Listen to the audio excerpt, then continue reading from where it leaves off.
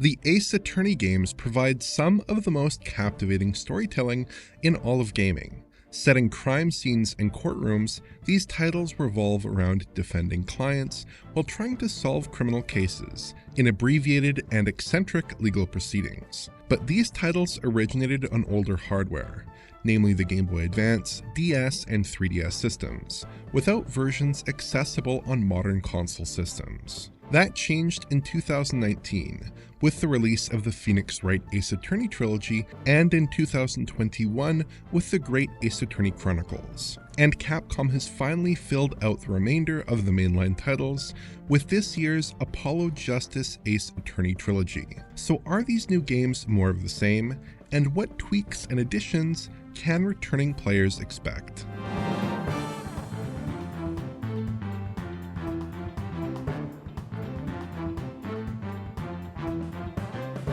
Apollo Justice Ace Attorney was the fourth Ace Attorney entry, originally released in 2007 for the Nintendo DS. We're going to be comparing the new port on PS5 against the iPhone port of the original game here. Looking at the opening cutscene, a few changes are evident. Firstly, the aspect ratio is 16:9 now, instead of the 4:3 ratio of the original. The framing has simply been punched in, cutting off the top and bottom of the image to achieve that full screen effect.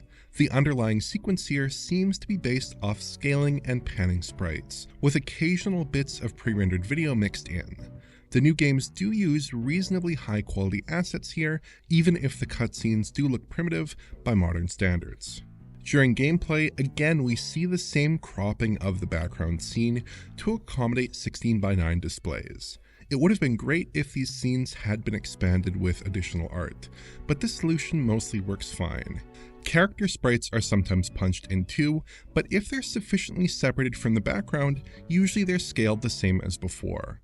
Often they're moved around a bit in the scene, especially if there's a foreground element like a lectern or desk. Relative to the iPhone version, the sprite art does look better here, although it's hard to tell how much has changed beyond the output resolution as the iPhone code looks a little fuzzy. The characters and backgrounds are drawn at 1080p and scaled using a nearest neighbor technique to a 4K output. This helps keep the image sharp at the cost of some visible pixelation. The UI is rendered at 4K though, thankfully. Apollo Justice featured 3D object manipulation, and that's been replicated here as well. Gone is the dial-based, stylus-centric interface with a new analog stick-oriented design instead. The actual 3D assets have seen a bit of a makeover too.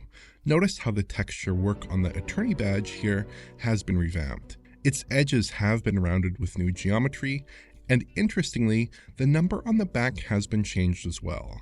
The grape juice bottle here has also been touched up with new geometry, although the texture work is still a bit lacking.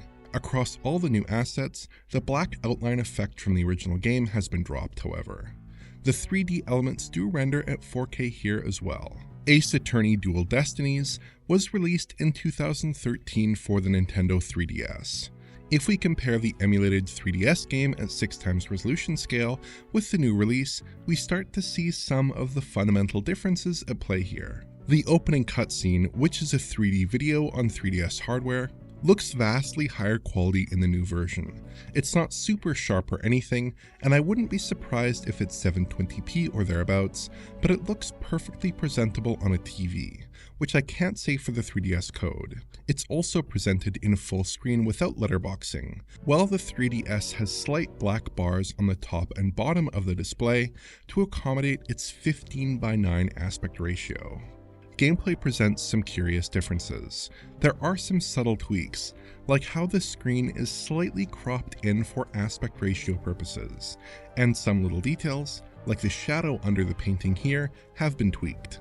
The framing of the characters against the background has also been shifted slightly here, but in the courtroom segments with foreground elements, the character framing is the same as before.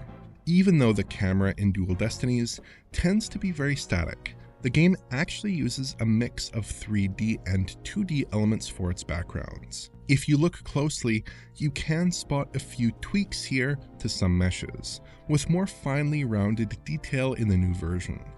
I couldn't spot any polygonal tweaks to the 3D character models though, but they do have visibly higher resolution texture art. The actual rendering resolution of the new code seems to be 4K, which helps to deliver a pristine rendition of the 3D artwork here, although some background elements count at 1080p. The iPhone version is mostly the same as the 3DS in this title, but it renders at a lower resolution relative to the resolution-enhanced emulated code.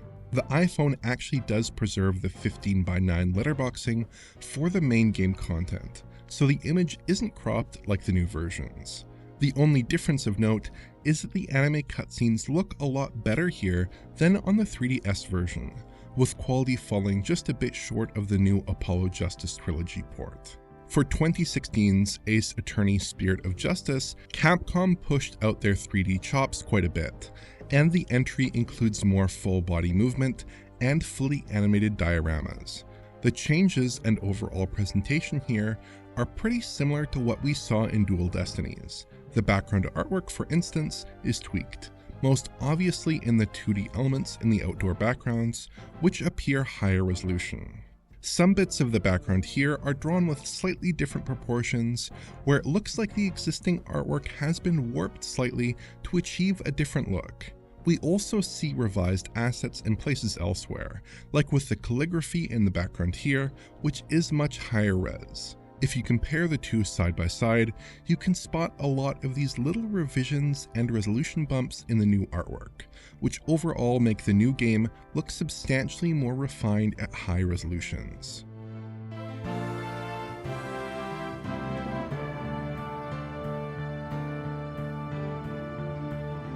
So that's the PS5 accounted for, but what about the other platforms? Technically, it's worth noting that this is a last generation title only. So on PS5 and Xbox Series, the games are running under backwards compatibility, though I don't expect there will be any meaningful differences on last gen consoles. Series X runs the 3D Ace Attorney titles at 4K, just like the PS5, and is otherwise visually identical. Series S though appears to render at just 1080p because it's still operating from the Xbox One code at a basic level, though I think 4K would have been no issue with a native version. That means a bilinear scale when the Series S console is set to 4K output, which does compromise the sharpness of the artwork somewhat relative to the other versions. At resolutions that are this high though, I'm not sure the art holds up entirely that well.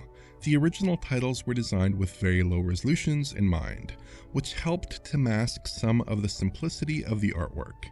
Even the 3DS entries, with their 400 by 240 resolution per eye, were operating just above the typical resolution of most PS1 or N64 titles. When blown up to modern display resolutions, I do think that something is lost slightly in translation, even with touched up art, as the pixel structure inherent to the DS consoles gives these titles a more natural look. But that's less of an issue on the Nintendo Switch.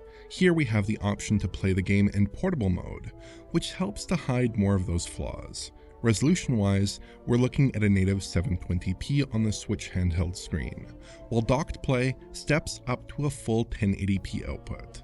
Visually, I couldn't spot any other differences between the Switch and home console versions, and the Switch comes in with a similar download size as the other systems, so video sequences have good quality as well. These aren't exactly the most demanding titles, but it's good to see Switch parity here. Performance is mostly decent, although the frame time graph is a little wonky. Often there's no animation in the frame whatsoever, so you end up with wild frame time spikes that aren't meaningful in practice. When there is continuous camera movement or background animation, the games present a stable 30 FPS update, generally speaking. The anime-style cutscenes do exhibit a lot of uneven movement, however. These are animated at 24 FPS, but they seem to be encoded at 30 FPS, and they tend to look rather jerky here, especially relative to the 3DS. Animation frames are displayed for either 2 refreshes of the display or 4 refreshes here, while the 3DS displays frames for 2 or 3 refreshes. I didn't notice any differences between the platforms here, except that the Switch seems to register frame pacing problems in some animated sequences that the other platforms don't have. In general though, performance is about where it should be. Interestingly, on an emulator, we can get the 3D Ace Attorney games to run at 60 FPS fairly easily, although I'm not sure if this could have caused issues elsewhere for the remastered games.